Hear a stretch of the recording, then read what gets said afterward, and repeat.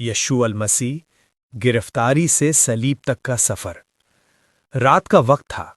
यशू मसीह अपने शागिर्दों के साथ एक बाग में गए जिसे गेत्सेमानी का बाग कहा जाता था। यशू ने अपने शागिर्दों से कहा कि वो यहीं रुककर दुआ करें, लेकिन वो खुद थोड़ा आगे बढ़ गए ताकि तन्हा होकर खुदावंद से बात कर सकें। यशू बहुत गमगीन थे। उनका दिल बोझल था क्योंकि वो जानते थे कि उन पर मुश्किल वक्त आने वाला है।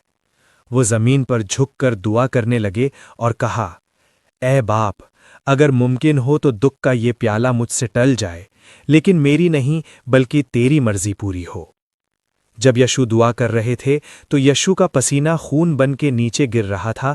तब उन पर रूहानी हाजिरी हुई। उनके सामने दो बुजुर्ग पैगंबर जाहिर हुए, मूसा और एलिया।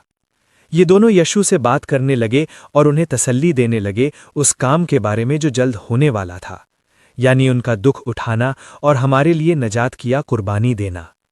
ये लम्हा बहुत रूहानी और जलाली था और आसमान की रोशनी उन पर चमक रही थी। इस रूहानी मुलाकात के बाद जब ये मंजर खत्म हुआ, यशू वापस अपने शागिर्दों के पास आए। लेकिन जब वो पहुंचे, उन्होंने देखा कि शागिर्द सो गए थे। यशू ने उन्हें जगाया और कहा, उठो और दुआ करो ताकि तुम आजमाइश में ना पड़ो। जब वो अभी बात ही कर रहे थे, अचानक दूर से मशालों की रोशनी नजर आई। सिपाहियों और यहूदा बाग की तरफ आ रहा था।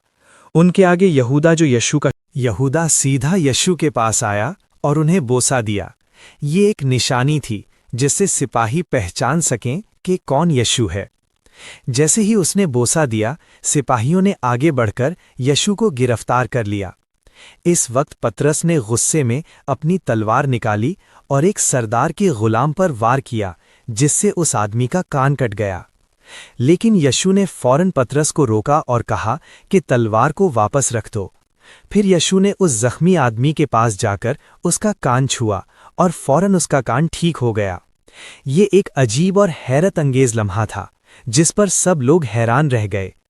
इसके बाद सिपाहियों ने यशू को मजबूती से पकड़ लिया और उन्हें बाग से बाहर ले गए। उनके शागिर्द डरकर इधर उधर भाग गए। रात की तारीकी में यशू को पहले यहूदी रहनुमाओं के पास ले जाया गया, जहां उन पर झूठे इल्जाम लगाए गए। फिर सुबह होने पर यशू को गवर्नर पिलातुस के पास ले जाया गया।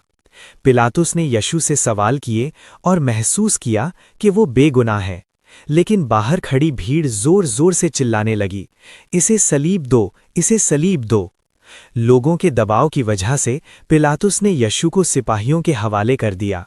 सिपाहियों ने यशू का मजाक उड़ाया, उन्हें कोड़े मारे, तकरीबन 40 कोड़े मारे और उनके सर पर कांटों का ताज रहा।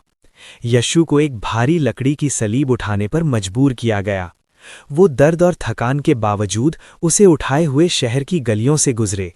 लोग रास्ते में उन्हें देखते रहे, कुछ रो रहे थे और कुछ मजाक उड़ा रहे थे। आखिर वो जगह आई जिसे गोलगथा कहा जाता था। वहां सिपाहियों ने यशू को सलीब पर चढ़ा दिया